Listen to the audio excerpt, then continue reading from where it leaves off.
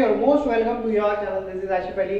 आज करेंगे जो लास्ट क्लास में हमने एक पार्ट कंप्लीट करा है ना, ओवर वैल्यूएशन और under valuation of closing stock opening stock का जो हमारा कॉन्सेप्ट है उसका, आज उसी का हम सेकंड पार्ट करने वाले हैं। तो मैंने यहाँ पर लिख दिया है, बिना ज्यादा टाइम वेस्ट करे इसको फटाफट से कंप्लीट करते हैं। चार बहुत इंपॉर्टेंट पार्ट है, अगर आपको क्वेश्चन करने हैं ना तो आपको इन चारों पार्ट को अच्छे तरीके से समझने पड़ेंगे।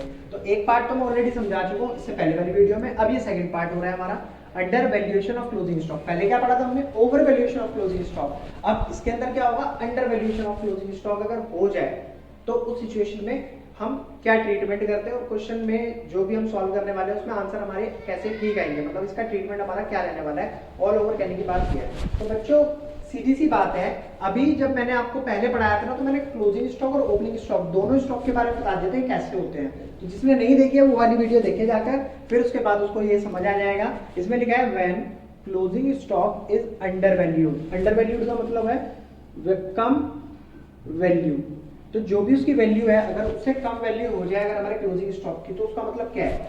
Then it means that profit is also undervalued. तो हमारा इस केस में क्लोजिंग स्टॉक कम होने की वजह से प्रॉफिट भी कम ही शो होगा। अच्छा, इसको सही करने के लिए हमें क्या करना पड़ता है? Therefore to correct the profit we have to add back. हमें क्या करना पड़ेगा? Add back. वापस से जो भी undervalue of closing stock है उस अमाउंट को हमें वापस प्रॉफिट में ऐड करना पड़ेगा। This error value to given profit to arrive to correct profit। और फिर ये करने के बाद जो मैंने आपको बताया एड बैक करने के बाद हमारा प्रॉफिट बिल्कुल सही आ जाएगा। इसका भी मैं आपको एग्जांपल कराकर दिखा देता हूँ, ठीक है, किस तरीके से होगा। ये मैंने बना लिया ट्रेडिंग अकाउंट का फॉर्मेट, जैसे मैंने पिछली बार भी बनाकर आपको दिखाया था। आई होप आपको अच्छे से समझ आया होगा। ये क्रेडिट साइड होती है, डेबिट साइड होती है। इसमें हो गया हमारे अमाउंट के कॉलम, ये भी हमारे अमाउंट के कॉलम हो गए, और ये मैंने कर दिया नीचे से इसको बंद। यहाँ जाएगा हमारा टोटल जो भी हम करेंगे उसको, और ऊपर हमारे ये चार कॉलम होते हैं। एक है पार्टिकुलर, दूसरा अमाउंट पार्टिकुलर, और ये तो वैसे भी 11th क्लास की चीज़ है। आई होप आपको सभी को आता होगा। इसके अंदर मैंने आपको क्या क्या लिखवाया था? यहाँ पर लिखवाया था आपको to opening stock, to purchase. कहने के लिए मैं वेजेस वगैरह भी लिख सकता हूँ, लेकिन मैं उन सबको ना डायरेक्ट एक्सपेंस के अंदर काउंट करके लिख रहा हूँ, ठीक है। और यहाँ पर आ गई थी हमारी बाई क्लोजिंग स्टॉक और बाई सेल्स। वही फिगर ले लेते हैं पुरानी वाली, 50,000 इसमें, 50,000 इसमें, ठीक है। अब यहाँ पर ओपनिंग स्टॉक मैंने मान लो ले लिया 30,000 ओपनिंग, और ये ले लिया मैंने 20,000, और ये मैंने फिर ये दोबारा से ले लिया 10,000। अगर आप दोनों को टोटल करोगे तो कितना आ गया आपका? नॉर्मली क्वेश्चन जैसे हमारा होता है 1 लाख और 1 लाख, 1 लाख में से यहाँ 60,000 गया, कितना बचा बच्चों? 40,000। तो 40,000 को आप क्या कहते थे बचपन में?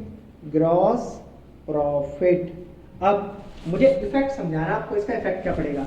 मान लो ये जो क्लोजिंग स्टॉक है, अब की बार मैंने क्या करना है इसको अंडर वैल्यू, यानी कि जो इसकी 50,000 वैल्यू शो हो रही है, अगर मैं इसे 40,000 कर देता हूँ यहाँ से, तो यहाँ पर जो हमारा ये प्रॉफिट है, मतलब ये जो टोटल है, ये कितना हो जाएगा?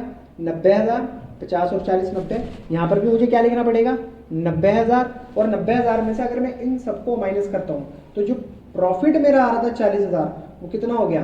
30,000। तो आपको कहने का मतलब, मेरी बात समझ आई? मैंने क्या कहने की कोशिश करी है यहाँ पर कि अगर हम क्लोजिंग स्टॉक की वैल्यू कम करते हैं, ठीक है, तो इससे मेरे प्रॉफिट पे क्या इफेक्ट पड़ता है? मेरा प्रॉफिट भी यहाँ पर कम हो जाता है। पहले प्रॉफिट कितना था? 40, और क्लोजिंग स्टॉक की वैल्यू थी 50। तो 50 जब क्लोजिंग स्टॉक था तब प्रॉफिट आ रहा था 40,000 रुपए। बट जैसे ही क्लोजिंग स्टॉक मेरा 40,000 यानी कि 10,000 रुपए से अंडर वैल्यू हुआ, देन आफ्टर मेरा जो ग्रॉस प्रॉफिट है वो कितना आना शुरू हो गया?